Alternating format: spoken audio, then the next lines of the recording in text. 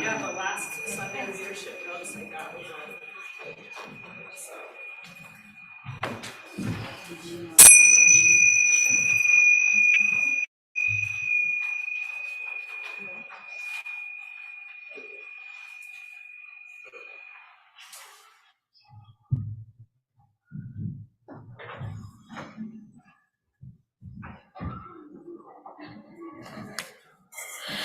Come, come, whoever you are, whether you're joining us online or in person, whenever the last time you went to church, whomever you love. Welcome. Welcome to the Unitarian Universalist Church of Cheyenne, where we are building a community of refuge, where all have equal worth and are invited into spiritual exploration as a foundation for hope, compassionate service, and action. This is a place where questions are encouraged. This is a place with room for all of who you are. This is a place for being human together. This is a place full of works in progress. This is a place with room for all of who you are. Welcome. It is good to be here. We're just going backwards. But settle in, exhale, inhale, do all those things, for this is a time for community. Oh. And Carol, I know you're getting one last announcement there, but this is your time for community. Thank you.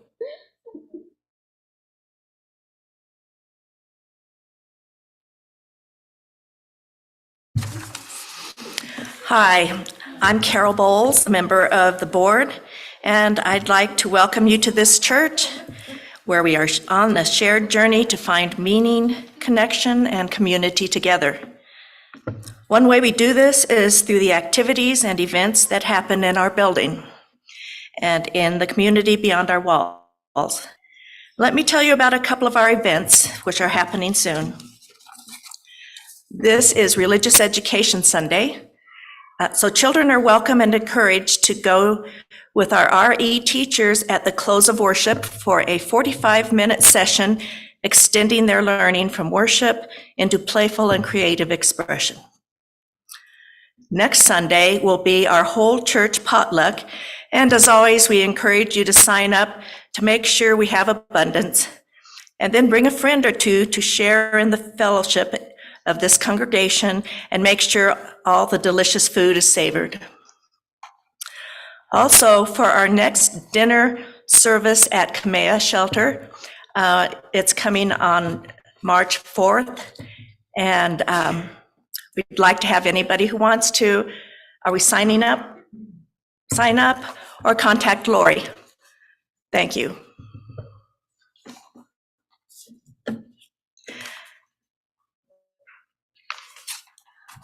Okay. We gather in person and on Zoom as a congregation. It is here that we gather our resources and to sustain the work of this church and share our abundance with community organizations to broaden the reach of our values.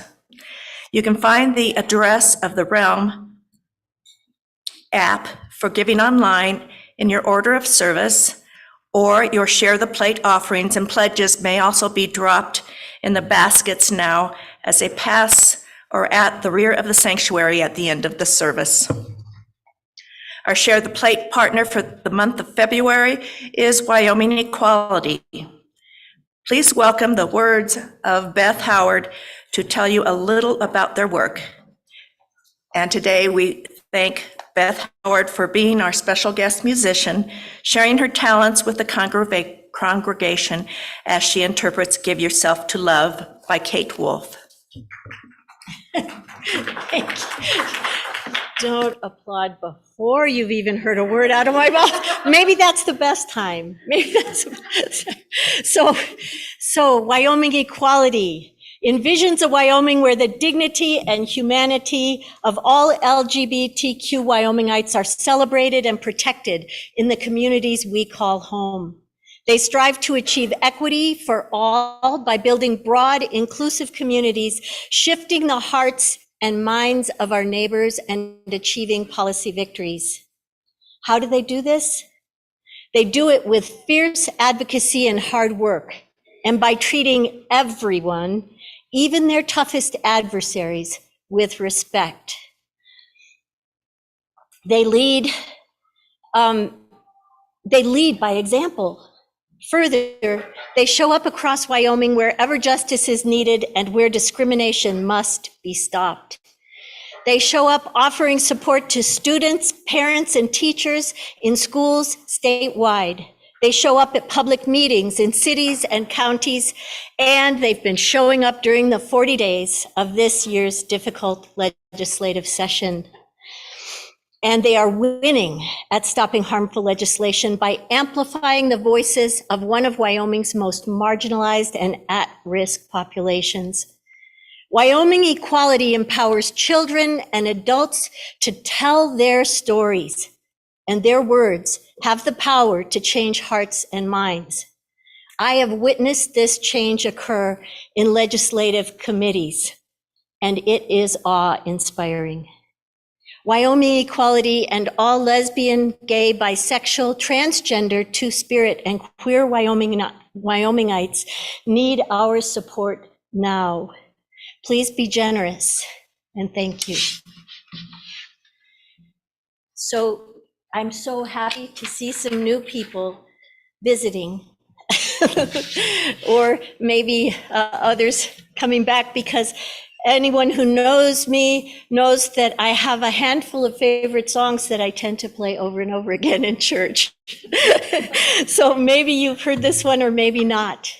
But to me, this song embodies the spirit of this church, because love is the spirit of this church. And it captures, for me, the feeling of what it was like to walk through the doors of this place and find these people. So this one's for you.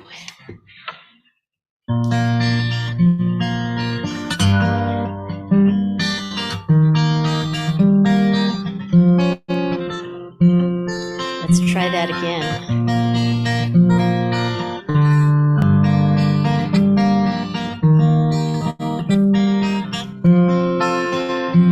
Kind friends all gathered round, there's something I would say, that what brings us together here has blessed us all today. Love has made a circle that holds us all inside. Strangers are as family, and loneliness can't hide. This is the chorus, and it repeats, and you're always welcome to sing along. You must give yourself to love, if love is what you're after. Open up your heart to the tears and laughter, and give yourself to love. Give yourself to love. I've walked these mountains in the rain. I've learned to love the wind. I've been up before the sunrise to watch the day begin. And I always knew I'd find you, though I never did know how. Like sunshine on a cloudy day, you stand before me now. You must give yourself to love, if love is what you're after. Open up your hearts to the tears and laughter, and give yourself to love. I love hearing you. Give yourself to love. I have to be careful that I don't stop singing just to listen to you. Love is born in fire. It's planted like a seed. Love can't give you everything, but it gives you what you need. Love comes when you're ready. Love comes when you're afraid. It will be your greatest teacher, the best friend you have made. So give yourself to love, yes, if love is what you're after. Open up your hearts to the tears and laughter, and give yourself to love. Give yourself to love. Last time. Give yourself to love. If love is what you're after. Open up your hearts to the tears and laughter, and give yourself to love. Give yourself to love.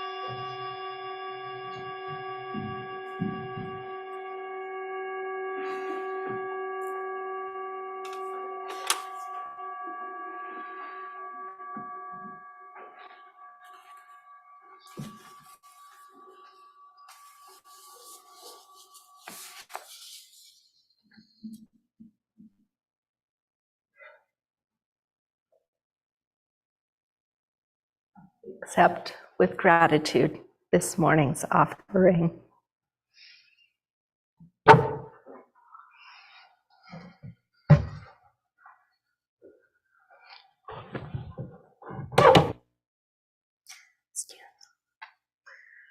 From our very first breaths, we reach out.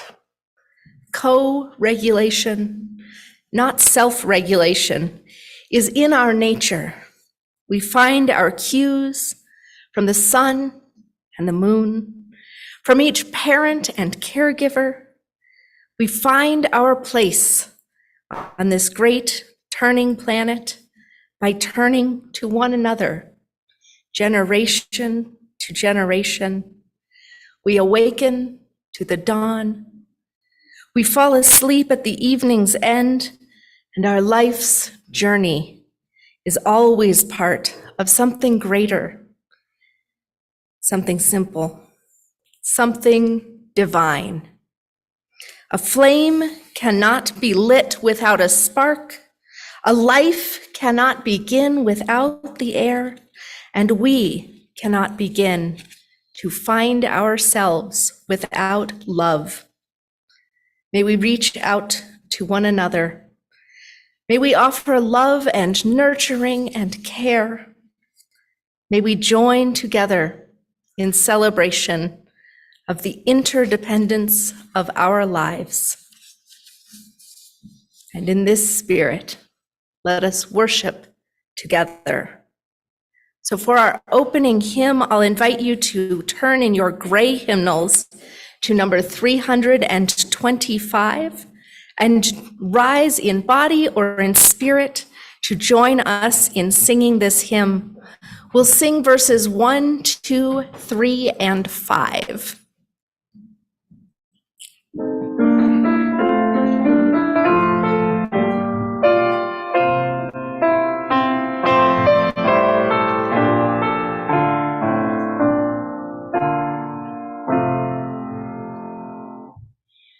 Love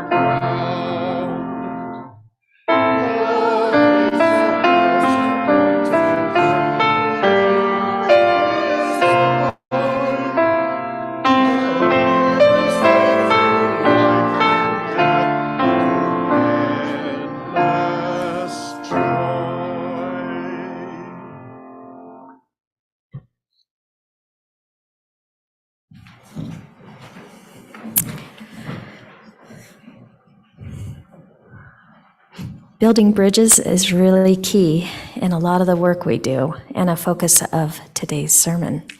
And as we light the chalice, I'd like to read this poem called The Bridge Builder by Will Allen Dromgoole. An old man going a lone highway came at the evening, cold and gray, to a chasm vast and deep and wide, through which was flowing a sullen tide. The old man crossed in the twilight dim. The sullen stream had no fear for him, but he turned when safe on the other side, and built a bridge to span the tide. "Old man," said a fellow pilgrim near, "you're wasting your strength with building here. Your journey will end with the ending day. You never again will pass this way. You've crossed the chasm, deep and wide. Why build this bridge at evening tide?" The builder lifted his old gray head. "Good friend, in the path I have come," he said, "there followed after me today a youth whose feet must pass this way. This chasm that has been as naught to me, to that fair-haired youth may pitfall be. They too must cross in the twilight dim. Good friend, I am building this bridge for them." Thank you. And now, if the young or the young at heart would like to join me on the chancel, we invite you to share in the leadership of speaking our covenant together before our time for all ages. The words for our covenant may be found on the inside cover of your order of worship. Love is the spirit of this church, and service its cause. This is our covenant, to dwell together in peace, to seek truth, and to help others. And now if y'all want to have a seat somewhere on the steps, just leave enough space that I can sit down somewhere middle-ish or on one end. Some days we do it that way. You are always welcome to sit on a different spot if you want to cluster up ever. But today we don't have any pictures, so it kind of doesn't matter. Today we are talking about something that I think is really cool. They're called the Living Bridges of Meghalaya. And Meghalaya is a town in the Khasi Hills, which are in India. It's a mountainous region, and there are high, steep slopes and also deep chasms and canyons between the towns. And so, in that space, people have to find a way to get around, to get from village to village, to trade, to share things, to be in relationship with one another and make new friends. So today, as we go through our service, as we're talking about connections, we're also going to talk about these cool bridges. So, in the Khasi Hills, the clouds only go so high above the earth, and the hills, the mountains, are so high that sometimes the clouds kind of stream in between the hills instead of over the tops of them like we usually see. And so the people have a pretty damp place to live sometimes, but also they think of plants and animals and clouds as all kind of just part of the world that they live in, and partners in making the world a good place to be. A sort of interesting thing about Meghalaya that is not the point of this story, but did you all know that the Unitarians of the Khasi Hills in India are the third largest group of Unitarians in the world, with over 45 congregations and 10,000 congregants? So they came up with ideals of Unitarianism back in the 1800s independently, and then searched around, wrote some letters to the American Unitarian Association, and became a part of our International Council of Unitarian and Universalist Churches as it was forming. And we've been in relationship ever since. from a long ways away. So, back to our story. The Kasi people like to visit and trade and travel just like many of us. And so, they began to build bridges. And for the first bridges that they were going to build, what kinds of materials do you think they might have used? Yeah. Maybe like stone or maybe metal to make the bridges. Yeah, And- so there's not a lot of mining for metal, but they tried stone. What happens to stone when water runs over it for years and years and years? It can erode. Yeah, it can erode. My teacher has been talking over that for months and months now. Oh yeah, you have been doing erosion in church. Yes. Or in school. Well, now you can do erosion in church because that's exactly what was happening. They tried building stone bridges, and those eroded pretty often. The soil would sweep out from under them when the spring floods came, and then they had to rebuild them year after year. They tried wood, but what happens to wood when it's wet for a long time? What happens? Yeah, it gets soggy and squishy. It turns into great compost for new plants, but it's not so good to try and walk across. It can break. Yikes. Yeah. So eventually they thought, and then they partnered with the trees. And instead of cutting down the trees, can you imagine what they maybe did with the trees? With the living wood of those trees?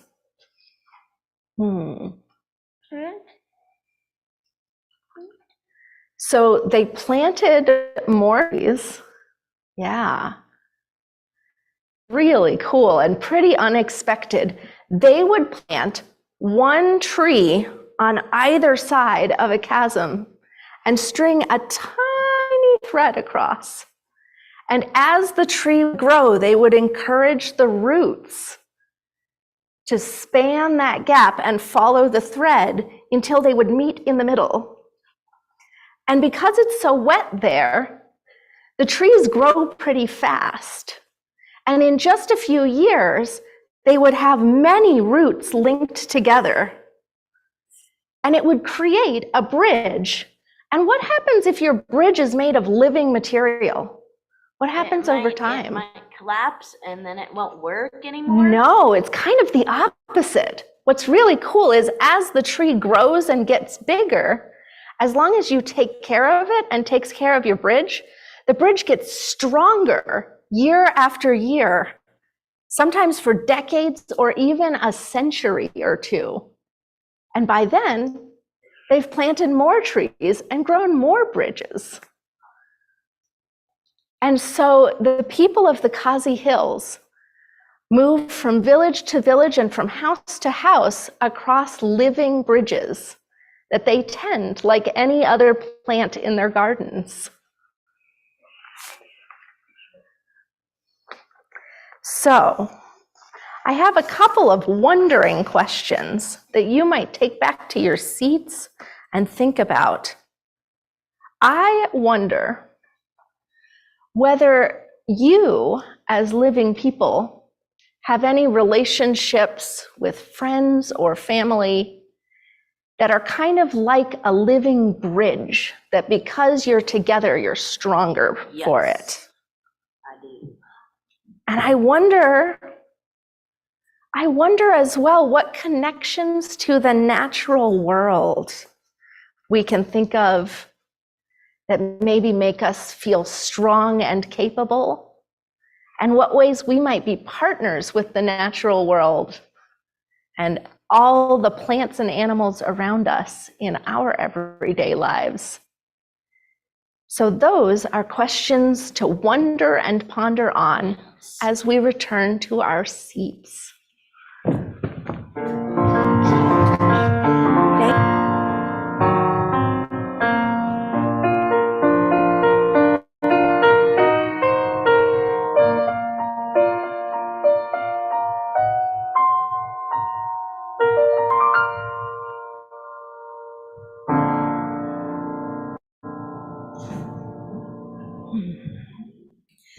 Thank you all.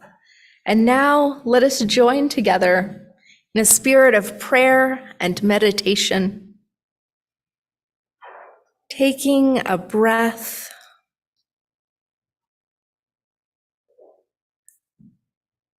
Spirit of life, Spirit which breathes in us all, offering life and love and care. Today we gather with one another.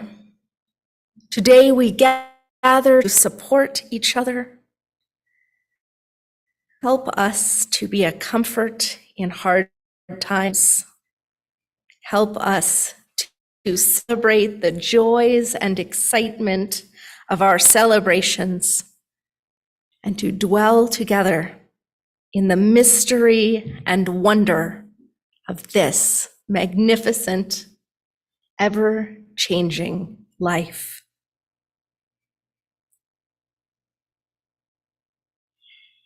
Let our thoughts, our prayers, our well wishes reach out to Karen Skinner, who is still in need of care and of abundant love. Our thanks that Mike Lamb's leg is still improving. Our wishes for good health. Our hopes and our best go with Chuck Skinner, who is making a big leap of faith in the work world. And our loving support reaches across the miles to Ken and Natalie Vernon, who are helping Natalie's mother and supporting her way out in Connecticut. May they know our love is with them still. And our thanks, our care, our tenderness to all those in this legislative session who are making hard choices to be courageous in accordance with their values, to speak truth, even when their voices shake. May their hearts be held in fullness. May we know that every human is divine and deserving. May we protect each and every person and hold them in our best care. And may we notice the warmth, the coming of spring, the winds of change, literal and metaphorical, and give thanks for all that is in bud and in growth, for the brimming number of children in our space ready for religious exploration today, and for all the green that will come soon in the ever-changing earth. So may we hold room in our hearts for joys too new, too tender to share yet, the sorrows too deep to speak aloud. May we find in this space abundant comfort and peace and community which enfolds us. Amen. And blessed be.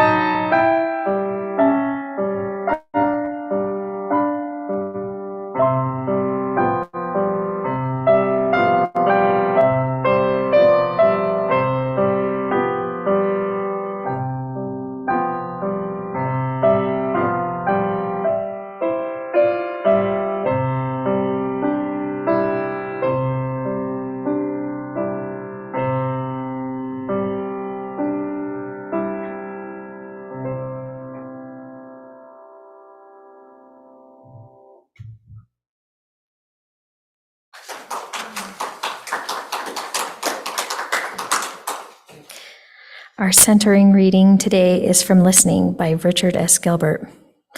Listen, this is a noisy world. You may have heard of the story of a dispute in the student union of one university. It seems the presence of a jukebox disrupted conversation. Conversationalists petitioned for the removal of the offending machine. Music lovers petitioned to keep it, arguing that it was a very democratic machine. If you do not like what you hear, you can vote with your quarters to hear something else. But the conversationalists replied that they wanted to hear silence, and silence was not among the options offered. The ingenious resolution was to include a 3-minute silent disc among the records. We are a verbal group. We are all good at talking. We string endless numbers of words together. By his own calculations, the UU minister, Reverend Richard Gilbert, author of this piece, estimated he'd probably uttered well over 10 million words from the pulpit over the past 45 years, and that this is a conservative estimate. He asked, does the quality of the message vary in inverse proportion to the number of words uttered? Listening, the lost art, the gentle art. In my wiser moments, I know that one half of language is to listen. While I spend much of my time talking, I do a fair amount of listening. It is hard to say which is of greater value.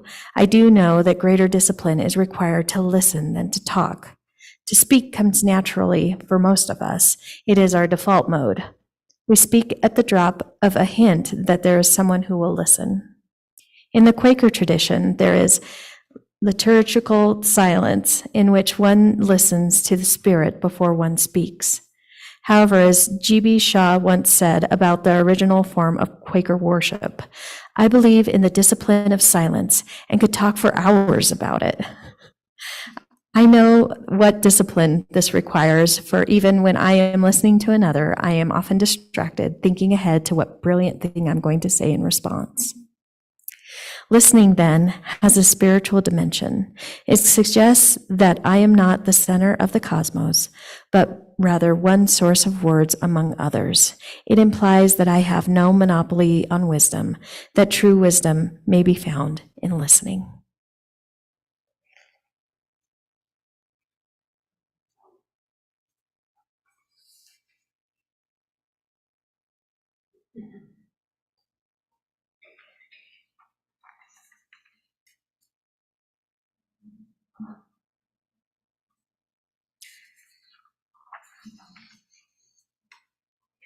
The Reverend Sherry Woodbury writes, here we are at the base of another bridge, another space spanning the shores of today and tomorrow, beckoning us to cross the chasm, one day at a time. So it is with our lives, always a leap of courage, a bridge in the faith that more is coming, that we have not yet grown all that we can grow, that we are not yet perfect, but always working and trying, moving, so that we can become better, more understanding, more thoughtful, more heart-centered. Not so many years ago, the world was enmeshed in a Cold War. Some of you are young enough not to have been part of this or conscious of it in your growing up, but for many in these pews, you remember well the fear, the realization that at any moment, nuclear war could be a real thing. I think for some of us, that consciousness has come again with this war in the Ukraine, bringing us just a little closer to that space in which a massive conflagration is possible. It's a worry. And we could respond as we did back then with drills asking us to crawl under our desks, to cover our heads, to huddle and isolate. Or we could make other choices, as the Quakers, the women of Greenham Common, did when they were working to end nuclear programs in the United Kingdom back in the 50s, the 60s, the 70s. They made a tune, one that we'll sing at the close of our worship together, one that says, building bridges between our divisions. If I reach out to you, will you reach out to me? It finishes, friends, we could make such sweet harmonies. It is hope, not huddling. It is connection instead of isolation. This is our hope. This is why we come together in community every week, in the hope that understanding one another, loving one another, not despite our differences, but because we love and value all the ways in which we are different, from infancy to elderhood, across age and culture and gender and race, and all of these ways in which we proliferate in diversity. We hope to listen. We hope to share our deep values. And sometimes we cannot. Sometimes we revert back to that urge to huddle and isolate. Sometimes we are afraid to speak. Sometimes we forget to listen because we're too busy getting things done, being efficient. This inability to reach out in harmony and build bridges is sometimes called by a name that some people would consider harsh. It's called white supremacy. White supremacy culture, which is not the kind of white supremacy that dresses up in a white hood or in a polo shirt and burns crosses and tiki torches at night. That kind of white supremacy is easy to identify and easy to deal with. Overt hate can be seen. But the subtle kind that draws us in is that kind of white supremacy culture that Temo Kun defined as so endemic to the culture of the United States. And then I want to stop and say, if hearing that you might be engaging in a white supremacy culture got your back up or made it hard to continue listening further, let's take a moment and move our bodies, shake that out a little, and just breathe. Because I don't believe there's a person here who's going, yeah, white supremacy, that's my thing. Any of you white supremacists.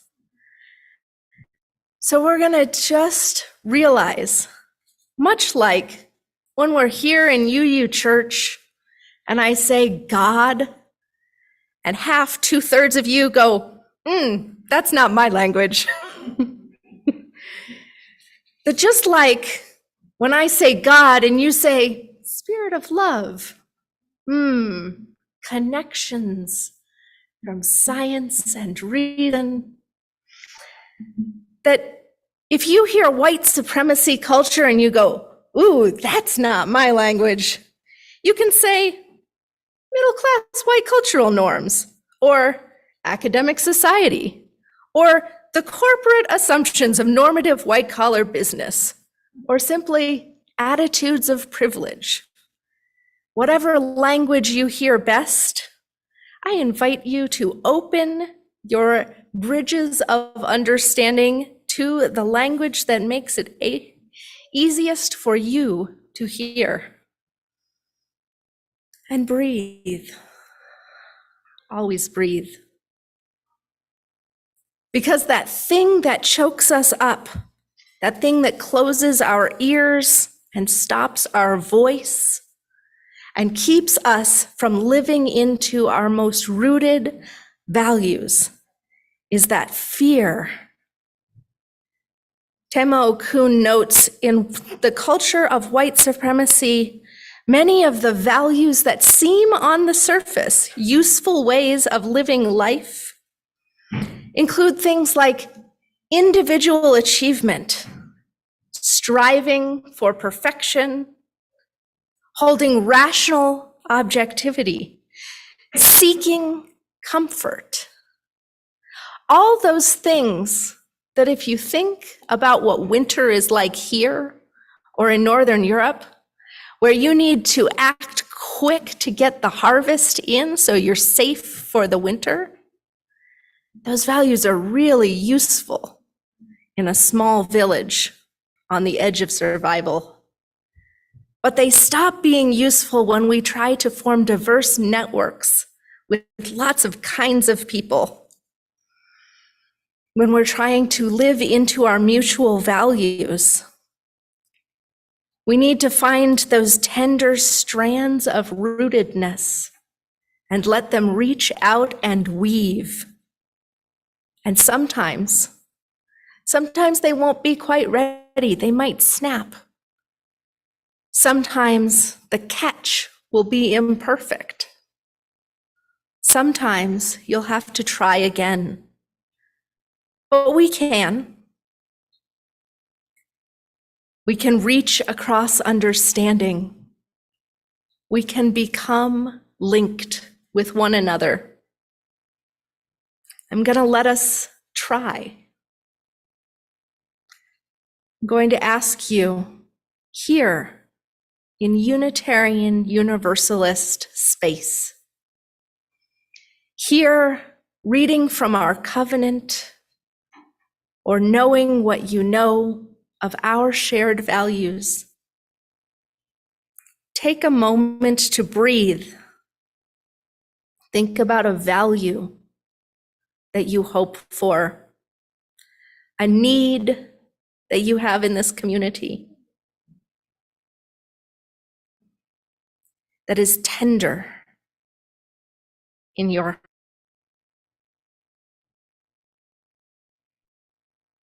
And hold and breathe into that. And then I'm going to ask you to turn to someone near you and tell them what that is. And I ask that what you hear from that person, you simply reflect back to them. I hear you saying that in this space you value and need,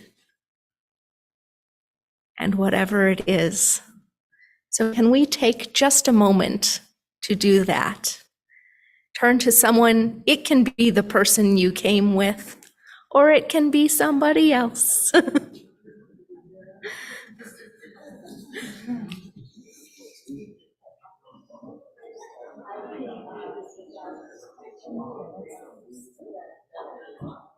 I need a congregation that's working as hard as I am for our values.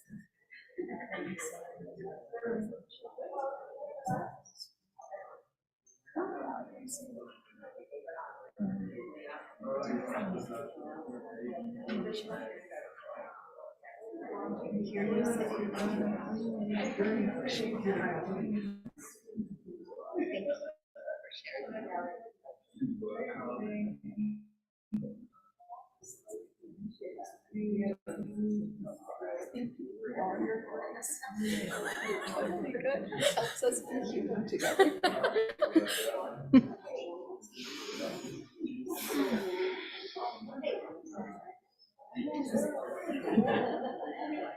Thank you all. When you're ready, you can say thank you for your sharing. Turn to your seats.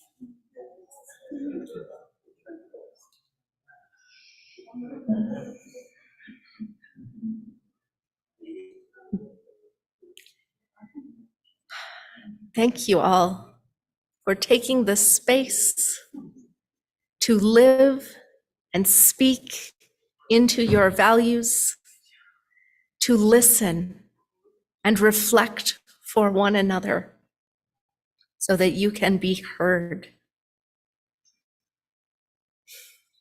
These bridges formed between us are the foundations of those greater bridges that connect people and homes and villages, that connect our state and the world beyond. And so, like the very roots of the trees, we ask, as we build bridges beyond our divisions, if I reach out to you, will you reach out to me? In this moment, the answer has been yes, and I hope it will continue to be. I hope we will continue to have these conversations and deeper ones in coffee hour, in potlucks, in our spiritual spaces, and beyond. For this community of trust, which gives us the courage to speak boldly, which is what is on our hearts and minds, is of value. So as Starhawk says, we all bring our truth with us. May we all recognize the truth and story in everyone's life. And may we hear and honor the truths that we all bring as we gather together. Together, we have truths. Together, we have a story. Together, we are a community. And so let us build the beloved community. May it spread courageously, without perfection, but with good intent and greater impact, each and every day. No matter how much one may love the world as a whole, says Wendell Berry, one can live fully in it only by living responsibly in some small part of it. So may we tend our gardens, weave together our roots, and stay present to this place. So now let us lift our bodies and spirits to join in singing our closing hymn, number 1023 in your teal hymnals, Building Bridges. And we'll sing through 3 times. This is a short round.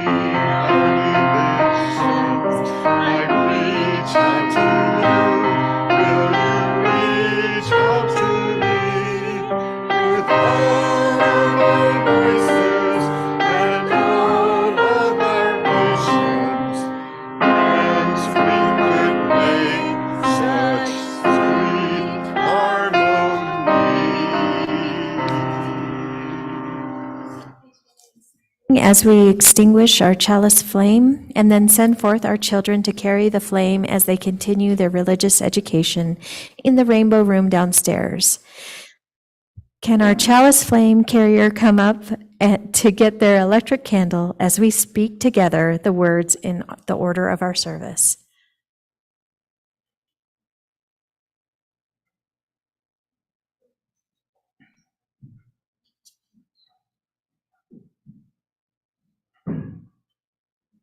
We extinguish this flame, but not the light of truth, the warmth of community, or the fire of commitment. These we carry in our hearts until we are together again. And now I invite you to turn toward the center aisle as we sing our children to their class with the words printed on the back of your worship insert.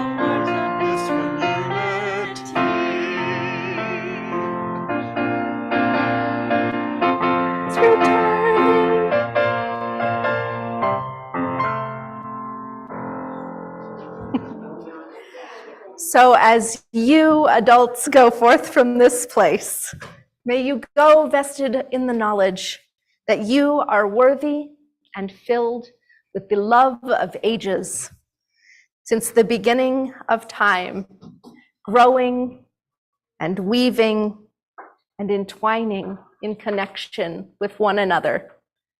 May these threads remain unbroken until we return to this place. Blessed be.